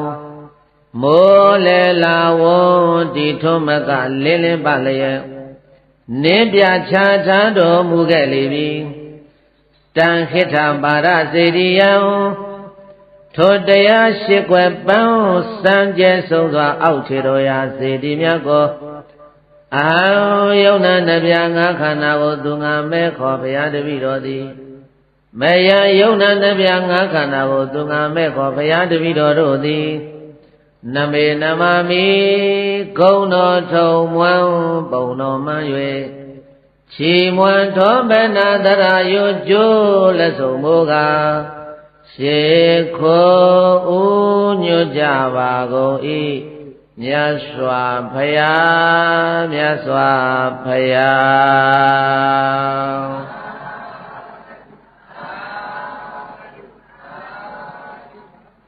ပရိသတ်ရဲ့အဲ့ဒီအောက်ဆက်တော်ရာဆိုတာနံပါတ်မြကနပူမှာနံပါတ်နဂမင်းကြီးတောင်းမှလို့ဘုရားရှင်ကိုရောမြတ်ကပေးသနာတော်မူခဲ့တဲ့ပါဋစေတီတဲ့ဗာစေတီတဲ့လေအဲ့ဒါအောက်ဆက်တော်ရာလို့ခေါ်ပါတယ်အဲ့ဒီနံပါတ်နဂမင်းတောင်းမှလို့ဘုရားရှင်ကိုရောမြတ်အောက်ဆက်တော်ရာချတော်မူခဲ့ပြီးသည့်နောက်မှာသစ္စာဗန္ဒယဟနာတရင်သုံးတဲ့တောင်းပေါ်ကိုကြွတော်မူသွားတယ်တဲ့။အိုးစန္ဒကုဏတာကျောင်းတော်ရာကြီးရေသက်ချပွဲမှာသစ္စာဗန္ဒယဟန္တာကြီးပါသွားတာသူလည်းဒီရက်ထပြန်900နဲ့ပြန်လိုက်လာတာနောက်ဆုံးရက်ထပြန်ကနေပြီးတော့အဲ့ဒီလိုပြန်လိုက်လာပြီးတော့သစ္စာဗန္ဒယဟန္တာကြီးကိုမြတ်စွာဘုရားရှင်ကိုရောမြတ်ကအဲ့ဒီတောင်ပေါ်မှာကိုင်จิตသစ္စာဗန္ဒမင်းငါနဲ့အတူတူတဝဋ္ဌိကိုပြန်မလိုက်နဲ့တော့တဲ့ဒီမှာပဲနေခဲ့ပြီတော့ဒီတောင်ပေါ်မှာတည်င်းသုံးပြီးတော့မင်းဒီတောင်ပေါ်မှာသာသနာပြုပါမဟာဗုဒ္ဓယဟန္တာကြီးကိုကြည့်ပြီးတော့စိတ်ရှိဆွဲတန်တဲကြီးခံပြုရန်သာသနာကြိုးစားပါဘယ်လိုခက်ခဲတွေပဲတွေ့ကြုံတိခံစိတ်ထားပြီးတော့သာသနာပြုတော်မူပါလို့ဘုရားရှင်ကိုရောမြတ်ကသစ္စာဗန္ဒယဟန္တာကြီးကိုသာသနာပြုတာဝန်များလွှဲအားလို့အဲ့ဒီတောင်ပေါ်မှာဘုရားကသူ့ကိုသာသနာပြုတာဝန်တွေပေးအပ်တဲ့အခါကျတော့သစ္စာဗန္ဒယဟန္တာမထေရသူများကမြတ်စွာဘုရားတပည့်တော်ရှင်ဘုရားနဲ့အတူတာဝတိပြေမောဇေတုံကျောင်းကိုမလိုက်မပါရတော့ဘူးဆိုရင်တပည့်တော်ရှင်ဘုရားကိုနေ့တိုင်းတတိတရားနဲ့ပူဇော်ဖို့လို့ရှင်ဘုရားရဲ့ကိုယ်စားတပည့်တော်ကိုတခုခုများပေးသနာတော်မူနိုင်မယ်ဆိုရင်တပည့်တော်ကိုတခုခုပေးသနာတော်မူပါမြတ်စွာဘုရားလို့ဘုရားရှင်ကိုရောမြတ်ကိုလျောက်ထားတဲ့အခါကျတော့မှမြတ်စွာဘုရားရှင်ကိုရောမြတ်ကအဲ့ဒီသစ္စာဗန္ဒတောင်ပေါ်မှာသစ္စာဗန္ဒယဟန္တာကြီးကိုယ်ွယ်စိကဖို့လို့ဘုရားတတည်းဒိဋ္ဌံကျဲနဲ့ခြေတော်ရတဆူချတော်မူခဲ့တယ်တဲ့အဲ့ဒါကအထက်ဆက်တော်ရအဲ့ဒါကဘာဆက်တော်ရဒါကြောင့်မို့လို့သစ္စာဗန္ဒတတောခန္ဓဝါယာစီတောတေနာတထသ ကဏပိဋ္ဌိပါဒနာမိဓာတေတိပါရလင်္စနံနာယကောယင်မှုလေဖောင်နိဗ္ဗာန်တောင်းသောပို့ဆောင်တော်မူတတ်သောမြတ်စွာဘုရားရှင်ကိုရောမြတ်ကြီးသည်တေတောထိုတောင်းမှလျောက်ရင်နံပါရနဂမင်းသန္တာအောက်ခြေတော်ရာတဆူခြာနေတော်မူပြီးသည့်နောက်မှာသစ္စာဗန္တံမိုင်းညိုရီမောင်ဝမ်းဝါဆောင်သည်တောင်သစ္စာပရံထက်သို့ကန္တဝါစုံဆက်ကွန်လီဖြန့်ကြည့်တော်မူခဲ့ပြီး၍တေနာထိုတောင်မင်းအမည်ဆွဲလီပညာသစ္စာဗန္တမထေမြတ်သည်ရာစီတော်အရှင်ဘုရား၏နောက်တော်သို့တစိုက်တပည့်တော်မလိုက်ရပါမူပူဇော်စရာတနာပါဟုဆေပြာပေါင်းစုတောင်းပန်မှုကိုအကြောင်းပြုသည်ဖြစ်၍တထာဇံကမုံရေခဇလသဘေကြယုံတွေတို့ဖုံးကျွယ်တေသောအာနုဘောကြောင့်ဖုံးကျွယ်တေသောအာနုဘောကြောင့်ပူဇော်လေရောင်ဖူးပွင့်ဆောင်သည်ပူဇော်လေရောင်ဖူးပွင့်ဆောင်သည်ထိုတောင်သစ္စာဗံထက်၌လီဂာနာပိဋ္ဌိပါဒနာမိမျက်စေတောင်ညိုပုံဆိုမိတ်ချက်တခဲနဲ့သောကြောက်ဖြာအပြင်၌ယံပါရလင်္စနံအကျင့်အကန့်သီတံတဘုံရုပ်ဆောင်လက္ခဏာခြေတော်ရာမစေတီမြတ်ကိုဓာတေတိပူဇော်ကိုယ်ွယ်တကိုကျွဲအောင်မိုးလေလာဝွန်တီထောမကလင်းလင်းပါလျက်နင်းပြချထားတော်မူခဲ့လေပြီတံပါရလင်္စနံထိုတောင်ထိပ်သမင်ပွဲကြီးရင်သည်ရှင်ပင်နှင့်အထက်ခြေတော်ရာစေတီမြတ်ကိုအဟံယုံနာနှပြငါခန္ဓာကိုသူငါမဲ့ခေါ်ဖရာတပည့်တော်သည်မယံယုံနာနှပြငါခန္ဓာကိုသူငါမဲ့ခေါ်ဖရာတပည့်တော်တို့သည်နမေနမမိကိုယ်နှုတ်နှလုံးသုံးပါးပြောင်းပြောင်းမှန်ကိုလျော၍ကရောမြတ်နိုးလက်ဆုံမိုးကရှေခိုးဦးညွတ်ကြပါကုန်၏မြတ်စွာဘုရားမြတ်စွာဘုရား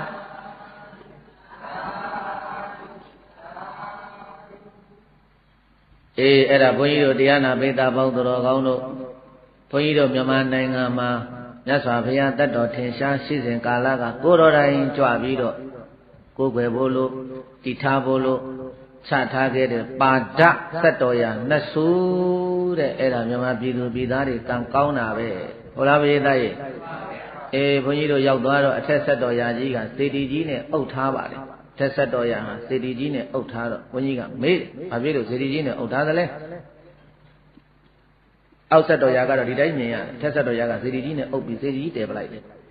ဒီဘက်ကဟာကပုံထူထုထားတာတကယ်ဘုရားချခဲ့တဲ့ဆက်တော်ရာမဟုတ်ဘူးအဲ့ဒီတောင်ပေါ်မှာစောက်ရှောက်နေတဲ့ဘုန်းကြီးကအဲ့ဒီမြတ်စွာဘုရားဆက်တော်ရာချခဲ့တဲ့ကြောက်ဖြာကြီးကိုဒီပင်တနေရာကိုရွှေ့တာဘုရားတိုင်ရွှေ့တော့အဲ့ဒီမှာဆက်တော်ရာကွဲသွားတာကြောက်ဖြာကြီးကွဲသွားတာမို့လို့အဲ့ဒီပေါ်မှာငုံပြီးတော့စေတီတဲပလိုက်တာအဲ့ဒီရွှေ့တဲ့ဆရာတော်လည်းမျက်စိနှစ်ကွင်းအလင်းမရဘဲနဲ့မျက်စိကွဲသွားတယ်လို့အဲ့ဒီလိုဘုန်းကြီးတို့သိကြရပါတယ်ရှိပါသေးတော့အဲ့တော့ဘုန်းကြီးပြောချင်တာကဘုန်းကြီးတို့မြန်မာပြည်သူပြည်သားတွေဟာဟိုးအစတည်းကကံကောင်းတယ်လင်းလုံးမင်းအောက်မှာဘုရားဖြစ်ချင်းတတ္တဟာသံတော်မူစဉ်ကာလဒီဥက္ကလာဘကတပုဒ္ဒနဲ့ဗန္လိကဆိုကုံနေကြီးနောင်တွေသွားပြီးတော့အဦးဆုံးဆုံးကရတဲ့အဦးဆုံးတရဏဂုံယူခဲ့ရတဲ့အဦးဆုံးဆံတော်ရှစ်ဆူရခဲ့တယ်အဲ့ဒီဆံတော်ရှစ်ဆူကိုကပ္ပမှာအဦးဆုံးစေတင်ကြီးတည်ခဲ့တာရွှေတော်ဘုံဘုရားဘာဘုရားလဲဘုရားသားအဲ့ဒီတော့တော်ပြီဘုန်းကြီးပြောချင်တာကဘုန်းကြီးတို့မြန်မာပြည်သူပြည်သားတွေကဘုံနဲ့ကံနဲ့တဘာနဲ့လာကြတာကိုကံကိုကိုမမေ့ကြတို့မြန်မာပြည်မှာလူပြည့်ရတာတက်ကံကောင်းတာပဲတို့ကတကယ်ကုသိုလ်ရှင်ကြီးတွေပဲအဲ့တော့ကိုအတိတ်ကလုပ်ခဲ့တဲ့ကုသိုလ်ကံကြီးကိုမမေ့ပဲနဲ့ပြစ္ဆုတ်ပံမှာလည်းပဲကုသိုလ်ကံတွေနဲ့ပေါ်ထုတ်ကြယခုဘုန်းကြီးဒီတရားကိုဟောရခြင်းရဲ့ရည်ရွယ်ချက်ပြောပြီးပါပြီမဟာပုံနာမထေရကြီးရဲ့စိတ်ဓာတ်နှလုံးသားဟာဘလောက်ကြီးညိုဖို့ကောင်းလို့ဆိုတာ သာသနာပြုခရီးကြွတော်မူမယ်ဆိုတော့အဆင့်ဆင့်နဲ့မြတ်စွာဘုရားကမေးတာမင်းအခက်ခဲတွေတွေ့တဲ့အခါမှာမင်းဘလို့ဖြေရှင်းမလို့ဆိုတာကိုအဲ့ဒီလိုမဟာပုံနာတို့ရဲ့စိတ်ဓာတ်မျိုးကိုမွေးပြီးတော့အလုံးသောဘုန်းကြီးတို့ဗုဒ္ဓဘာသာသူတော်စင်များဘာသာရေးသာသနာရေးဆောင်ရွက်တဲ့နေရာမှာခန္တီတရားလက်ကင်ထားပြီးတော့ဆောင်ရွက်နိုင်ကြပါစေမဟာကာမဝါနိစ္စရွာကမဟာကာမဝါနိစ္စသာရွာသားအရှင်မဟာပုံနာကြီးရဲ့ထုံးကိုနှလုံးမူပြီးတော့သာသနာပြုလုပ်ငန်းတွေဆောင်ရွက်နိုင်ကြပါစေလို့ဆိုတဲ့ဒီရွယ်ကျက်ဖြင့်ခဏိခေါ်တော်ဝါနိစ္စခာမနှလုံးသားဆိုတဲ့တရားဒီမှာနေပြီးပါပြီလို့ဟုတ်ပြီလားဘုရားကြီးကဲဆိုလိုက်ပေါ့ဗုဒ္ဓသာသနာနေလို့လင်းဖို့ဘာသာအသင်းတို့ဆောင်ရွက်နေအသင်းဆိုတာလူတွေများလို့ဒီခံတရားတော်လိုအပ်ပေတိမခံနိုင်လျင်ထိုအသင်းမှာလူတွေချင်းချင်းမညီညွတ်ပေမညီညွတ်ရင်ဘာသာအသင်းမှာအချိန်တိုတွင်ပျက်စီးမလေရှင်ပုံနာလိုစိတ်ဓာတ်မွေးလိုသာသနာရေးမှုကြိုးစားလေ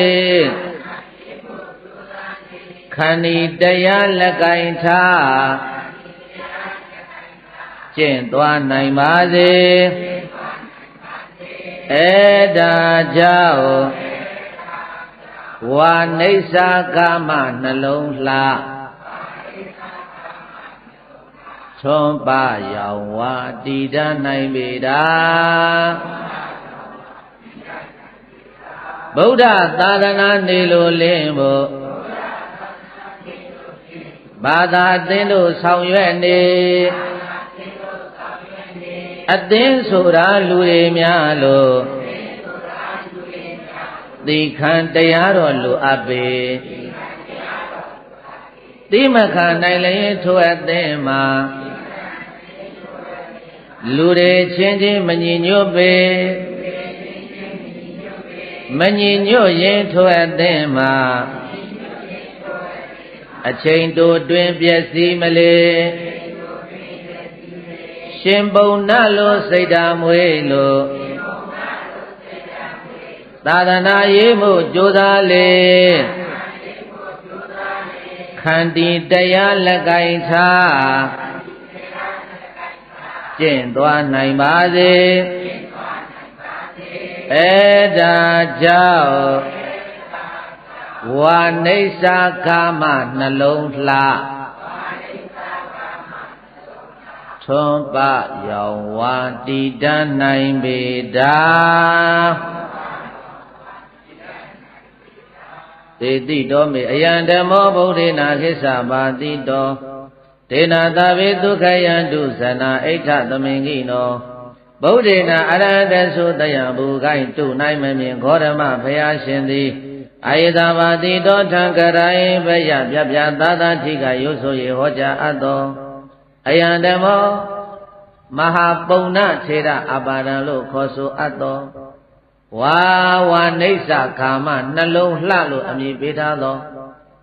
ဝါရွှေဆက်တော်ဖရာသမိုင်းတို့ခေါ်ဆိုအပ်တဲ့ဣဓမ္မကထာဒေသနာတော်များကိုမေမယငါသည်ဒေတိတော်ဒုဒကာဒကမတွေသိစေမစေကျင့်ကြံနိုင်ကြပါစေဤအနေဖြင့်ကောင်းစွာမသွေဟောကြားတော်မူခဲ့ပါပေပြီဒေနာထို့သောရှိဘူးဓမ္မဒါနဓမ္မသဝနာဘာဝနာမေယပုံညကရိယာကုသိုလ်တို့ကြောင့်တဗ္ဗေကျွမေဟောသုံးလုံးစုံကုန်သောသနာတရားနာရောက်လာပေါင်းများစွာတို့သည်ဣဒ္ဓသမင်္ဂီနောမိမိတို့အသိအလိုရှိရာတောင်းတာအပ်သောဣဒ္ဓမင်္ဂလာကျက်သည်ဖြာဖြာတို့နှင့်ပြည့်စုံကြကုန်သည်ဖြစ်၍ဒုက္ခယံတုယနေ့ကစနိဗ္ဗာန်ရောက်ကြသည့်ဘဝတိုင်အောင်စိတ်ရွှင်လန်း၍